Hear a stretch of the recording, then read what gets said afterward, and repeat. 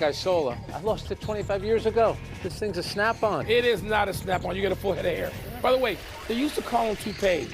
What happened? Wig? It's not a.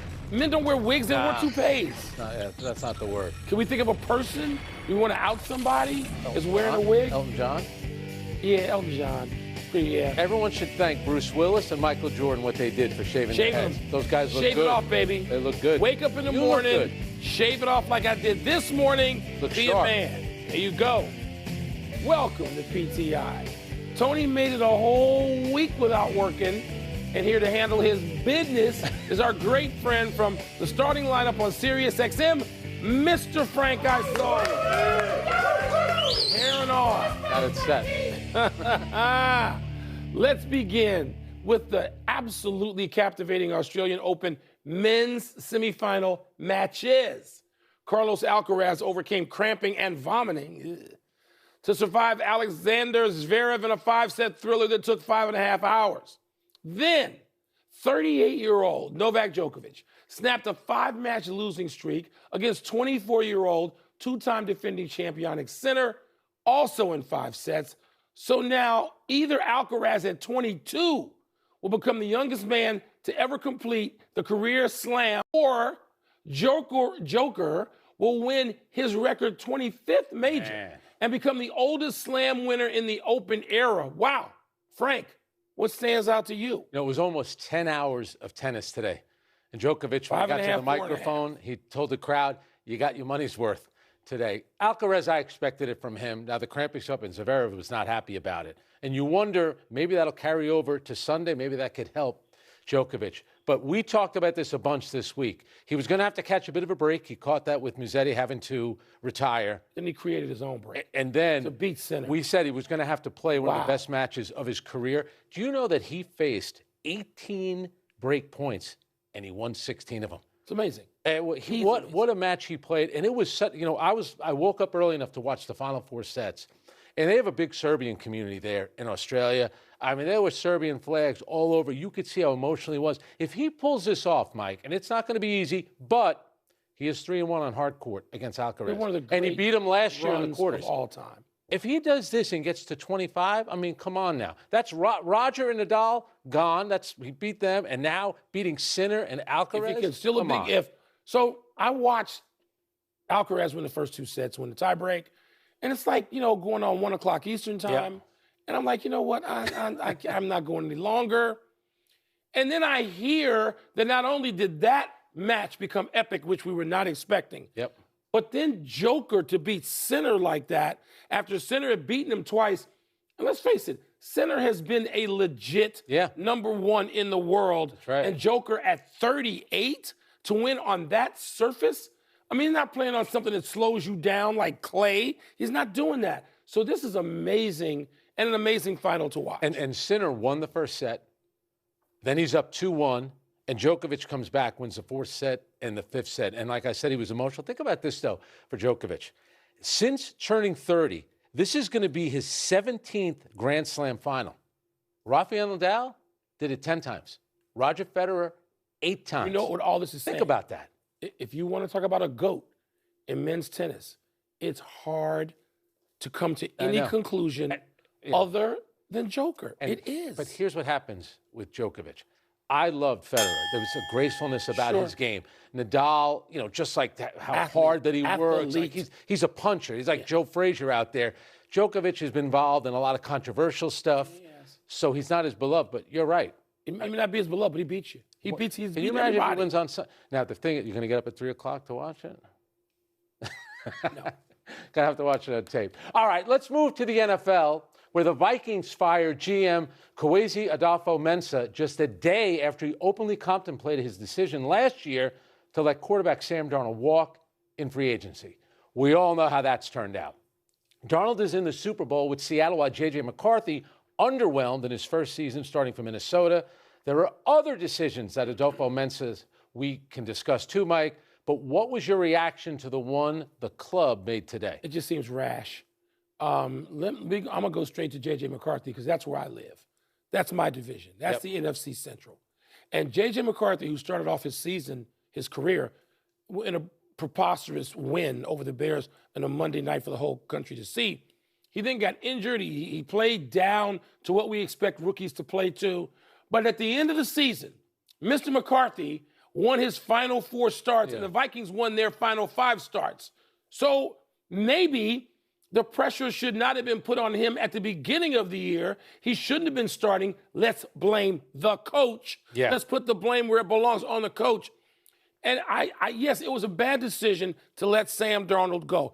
Many of us knew that on the way in the door. But if you want to talk about what it is you expect from McCarthy, if the kid goes out there in a tough division and wins his final 4 starts, what the hell else do you want from the guy who selected him? It's funny that you mention that, because I think they're basing a lot on Sam Darnold, the fact that he lost the last game of the regular season to the Lions, and then he lost the playoff game. They only scored 9 points. So they were looking at it, and it makes sense from a financial decision. They're thinking, do we give Sam Darnold $40 million when we have a quarterback on a rookie scale? We can get other players. But you mean to tell me other people didn't sign off on that in that building? 100%. And that's so here.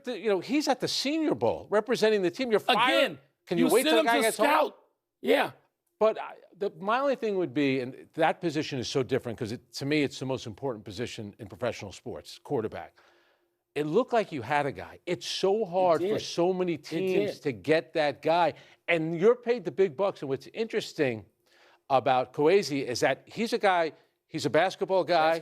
Went to Princeton, obviously really, really smart. He's a big analytic guy. See, you defend some of the analytic guys because you think it's a little unfair with what they did. To me, that's a big organizational decision. Yes. But they're also going to look at a lot of the players he drafted. I think they've gotten like 172 career starts out of all the players he's drafted. That's combined, and he hasn't drafted a Pro Bowler yet either. Okay, and all that's fine. But we know this comes down to quarterback. Yep. And maybe he did get the right guy. So if he got the right guy, McCarthy, suppose McCarthy wins his first 4 starts next season. Yeah.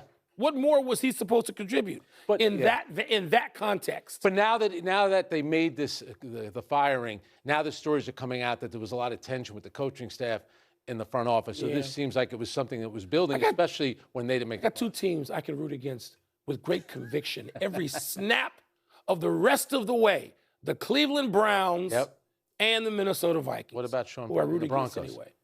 Peyton got his. All right. And now, let's go to some winter sports, real winter sports. Lindsey Vonn got injured in her last downhill race before next week's Olympics. Vonn crashed today in snowy conditions in Switzerland. She managed to ski down, but was then airlifted out. The 41-year-old has won 2 downhills this season and leads the overall standings despite skiing on a titanium right knee. Today's injury was to her left knee. Frank, your reaction to the crash and how it could affect one of the most anticipated storylines of the upcoming Winter Games. All right. Very few of us want to do that at that speed. The crash itself wasn't that horrific. And like you mentioned, it's not the knee that she had partial knee replacement. Luckily. So the women's downhill, just like the men's downhill, that's one of the most anticipated events of the Winter Olympics. For me, it's the best event. The downhill is an amazing thing. The courage that the men and women have to do that. It's 13 days away. So, she's 41 years old. She took 6 years off from racing. Do I think she could be in the Olympics? NBC is keeping their fingers crossed that she can do it. She's one of the biggest names. NBC can't, they'll delay the Olympics rather than have one of their main storylines. They'll tell everyone just stay at like a restaurant in Milan, drink some wine, and eat some pasta. Let's let it go like a couple of weeks later. But I think there's a chance that she can compete, whether or not she'll be able to win. I like what she said. She said, my Olympic dream is not over. She released a statement. Then she went a little Yogi Bear on it. She said it's not over until it's over. Well, listen, I'm not going to speculate on whether she can or whether she can't. I hope she can. Yeah. Lindsey Vonn is one of those stars you like watching, whether she's competing or doing a commercial or sitting for 60 minutes or whatever it is. Yep. Lindsey Vonn has that kind of hold on people who care about the Winter Olympics. I've covered 3 Winter Olympics, and I have been down at the bottom of that hill to watch the finish. I've been at the top as well. The courage that it takes to even stand up there, much less go through what Lindsey Vonn has and do it again when her life is set. Come on, she doesn't have to do this to prove anything in terms of that sport. But to do this, and people are probably thinking, well, what is she doing racing this close to the start of the Olympics. That's what happens. Yes, yep. In both Summer and Winter Olympics. That's right. And so I hope she can make it. It is one of the huge stories of the Winter Games, and particularly because she's been so public talking about the travails and getting there and having to navigate. It's such a great event because everyone understands you're just trying to go fast. It's not like the slalom where you can get penalized. I still say one of the best sporting events I've ever seen that was on TV, Franz Klammer winning the downhill in Innsbruck, Austria. How amazing was that? What, you New York, you couldn't find your way to Europe to come to the Winter Olympics with the rest of us? And it probably was on tape delay, right? Unless they were skiing at night. That was a great event. But when we come back, former roommates Cooper Flagg and Con Knipple tallied career highs while battling each other last night. What's the word for that? And how to best describe the Hurricanes' furious 3-goal rally to beat the Mammoth. What's the word is next? You should come to the Winter Olympics. And I want to. I wouldn't mind going next week. It's unbelievable. And by the way, I'll be a jump. Time for our version of Words with Friends. What's first? Last night's battle between former Duke roommates Cooper Flagg and Con Knipple was blank. Nationalistic is what I'm going to go with, Frank. This was crazy. I mean, how about Cooper Flagg getting 49? Yeah. I mean, he started off the year slowly, kind of slowly, and has now just exploded. Knipple, because he's playing for a team nobody cares about in Charlotte, people didn't know that this kid was lighting it up from day one. That's right. I mean, he is shooting better than 42% from three. If you ask me right now who my vote went for Rookie of the Year, where my vote goes, I think I say Knipple. Really? Yeah, Flagg can pass him. He probably will. He's in a groove now. But here's the thing. You don't get American kids who are that great anymore. The last 7 MVPs. Yeah. All international players. You got to go back to James Harden in 2018. We're working on 8 years. Amazing. So Cooper and Knipple coming to the rescue like this is sort of, you think the league will understand and maybe plan some all-star festivities around that? And they're both in that game. I'm sure Cooper Flagg might have a chance to make the big game. Yeah. So my word is on the mark because last night one of your Chicago guys, Mark Aguirre, was getting his number retired, and Cooper Flagg, you know what he did? He broke Mark Aguirre's rookie scoring record last night by scoring 49. Do you know that Cooper Flagg right now has scored the most points in NBA history as an 18-year-old? He did that on December. There were no 18-year-olds, hang on a second. though. He did that as December 19th, and then 40 days later, he now has the most points ever scored by a 19-year-old. We're any 19-year-olds either. Look, he scored LeBron 49. was 19. I don't need an age. He scored 49. That's all that matters. That's not impressive? No, He's it could be 18? 50. And he scored 49. That's what. And by the way, and he missed Mark the shot Aguirre, at the buzzer. the greatest high school player I ever saw. He missed the shot at the buzzer, which would have given him 51. Yeah. I got one for you, though. Okay. So the two rookies last night, that's the most points combined by two rookies in the same game since 1971. Tiny Archibald, Pistol, Pete Maravich combined to score 91. How about far that? did those two guys get, Cooper and Knipple? How far did they get last year together playing on a college team? I know. That was... I'm just asking. You're getting on John Shire now? I'm not trying to take shots. No, Chicago's own. I'm not going to take shots. But why are you the guy that... You don't think that's an impressive stat? No, most points because ever by an 18-year-old? no one was 18 for the first 100 years of the league. No, it's irrelevant. All right, well, now, his greatness is not because he's 18. But what about? It isn't. And they play more. They play more AAU games. Kids now play 70 games a year. You know this. They play 70 games a year when they're 15. No, it doesn't. LeBron was 18 and played. Okay. Kobe was. They're about to all-time legendary players. It's great because they're great players, not because they were 18. All right. Huh? All right. What's next? Says the 38-year-old over here. Still impressive. Last night's 3-goal rally in the last 2 minutes by the Hurricanes was blank. Confusing for me, Frank. Yeah. Just because the Hurricanes, and I think it's cool whenever, and it's not often, they dress up as who they were, the Hartford Whalers. That's always pretty cool to me. I'm sure, it causes people to go with Twitter in Bristol. But they're dressed as the Hartford Whalers, and they're having this comeback, this historic comeback, beating a team that's the Utah Mammoths, who used to be last year the Utah Hockey Club, who previously were the Arizona Coyotes, who previously were the Phoenix Coyotes, who previously were the Winnipeg Jets. Yeah. It's confusing. That circle's confusing, too.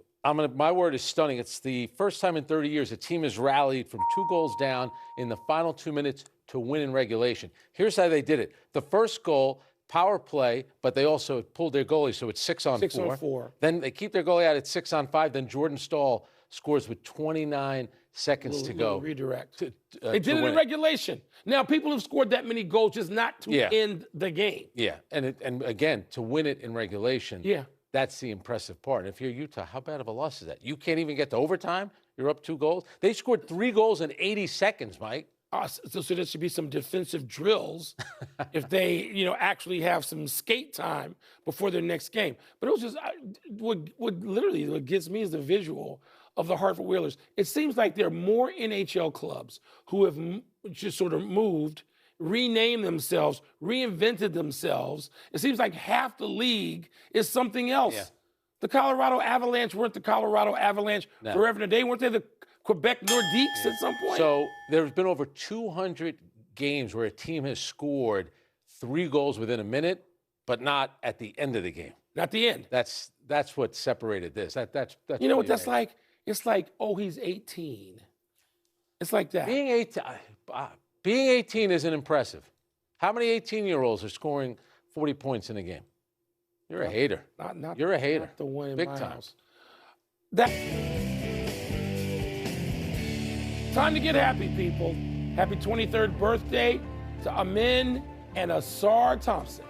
Amin plays for the Rockets and is averaging 18, 8, and 5, Frank.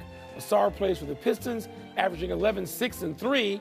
The identical twins played on the same team in high school and in the G League, and then were taken 4th and 5th in the 2023 NBA draft. They faced each other last Friday, with the men and the Rockets beating Asar and the Pistons. Fittingly, their matchup earlier this season went the other way. 2 terrific two-way players. Asar was born a minute after his brother. He is 1 inch shorter at 6'7", but at 34 wins, he's got 5 more wins than his brother has with the Rockets. They are great defenders. Absolutely. And now already better offensively than we thought. Tough as well. Happy anniversary, John Riggins. On this day, 43 years ago, my man Riggo rushed for a then Super Bowl record 166 yards to lead Washington past Miami in the Super Bowl. The capstone was a 43-yard touchdown run on 4th and 1 to put away the game. It was the first of 3 Super Bowl wins for Hall of Fame head coach Joe Gibbs, and during his second win 5 years later, Washington running back Tim Smith set the new Super Bowl rushing record that stands today, 204 yards in a win over the Broncos. The big run by Riggins in that game, the defensive back on the Dolphins that he ran over, Don McLean. Remember? Yeah. Riggins, I saw last week, he looks like he's 35 years old. We were thinking today about guys that got run over. We were thinking about Brian Bosworth by Bo Jackson. And remember when Earl Campbell ran over Isaiah Robertson of the Rams? Got him right here. Ran over a lot of people earlier than that, too. Happy trails to last night's game for the Red Wings. Detroit emptied its net, down 2 goals to the Capitals last night, and scored twice in the last 2 minutes to send the game to OT, the second on a simple dump-in that took a crazy bounce off the photographer's hole in the glass. At the end of the scoreless extra session, Capitals goalie Charlie Lindgren went down in pain, but with Logan Thompson unavailable and only a call-up in uniform, Lindgren stayed in for the shootout. Made no saves, but the Red Wings' third attempt hit the crossbar. The Caps scored to win all 3, won the game, then carried Lindgren off the ice and down the tunnel. There was a lot of celebrating last night because Patrick Kane got an assist, so now he passes Mike Modano, most points ever by an American-born player in the NHL. It's a pretty nice distinction. 2 cool. omissions. The Packers signed head coach Matt LaFleur and GM Brian Gutekunst to extensions, and the Ravens hired Bears OC Declan Doyle to the same position in Baltimore. We're running out of show. Let's get to the big finish. Aaron Gordon is out 4 to 6 weeks for the Nuggets, but Nikola Jokic is back tonight. How about the job that the Nuggets have done? 10-6 without Jokic. By the way, he could still miss 2 more. Well, if he misses 1 more game, he will not be eligible to win any of those regular season awards. But it's surprising he's back this quickly. John Gruden denies a report from The Athletic that the Jets reach out to him about a role in their offense. Your thoughts? That seems much ado about nada. The Eagles hired Packers quarterback coach Sean Mannion as their new OC. Does that make sense? Let me ask you a question. Do you want that job in Philadelphia? No. Being a head coach and the offensive coordinator? No job. Under a ton of pressure.